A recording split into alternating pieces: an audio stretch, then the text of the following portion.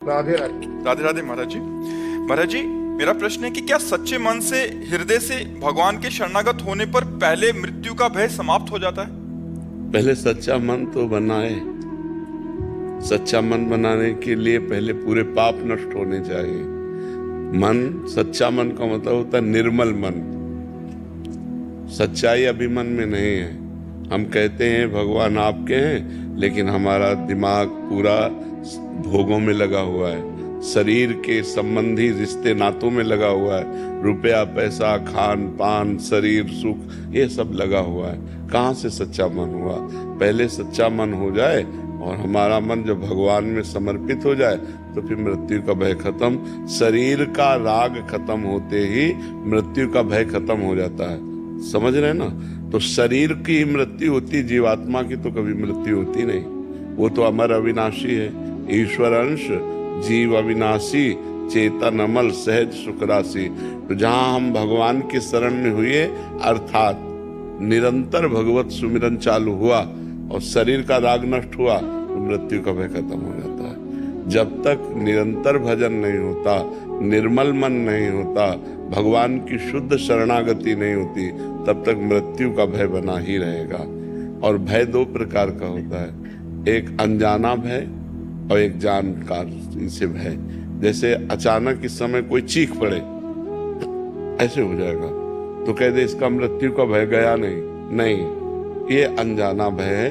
ये बड़े बड़े सिद्धों को हो जाएगा। एकदम कोई घटना, एकदम अचानक को भय प्राप्त। और एक होता है भय कि अब मैं मरने जा रहा हूं, तो वो भय नहीं रहेगा, क्योंकि वो पता है जैसे अपना पुराना कपड़ा नष्ट होने जा रहा है तो हमको कोई उसमें शोक नहीं होता। ऐसे भगवान की भक्ति करने वाले का शरीर जब छूटता है तो उसको ऐसे कष्ट नहीं होता जैसे गजराज के गले से मल्ली की माला, छूटे फूलों की माला गिर जाए तो उसे पता भी नहीं चलता। ऐसे जो जन्मत मरत दुषाह दुख होई, जो जन्मने मरने में भयानक दुख होता है, वो भक्त को नहीं व्यापता है। जिसका चित्त, जिसका मन भगवान में तन्मय हो गया है, जो रात दिन भगवान के चिंतन में लगा हुआ है, जिसका शरीर संबंध, शरीर संबंधी रिश्ते नाते, शरीर संबंधी भोग, इनसे मोह हट गया है, राग हट गया है, ममता हट गई है, और संपूर्ण राग मोह ममता ये भगवान के चरणों में समर्पित हो गई। सबकी ममता ताग बटोरी, मम पद मन बांध बरडोरी। वो मृत्यु से मुक्त हो जाता है। समझ पा रहे हैं? महाराज जी, आनंद की प्राप्ति और कोई चाह ना रहे, ये क्या पाप नष्ट होने के बाद आता है? हाँ, ये पाप नष्ट होने के बाद आता आनंद की है। प्राप्ति और कोई चाह ना। हाँ, बिल्कुल बिल्कुल।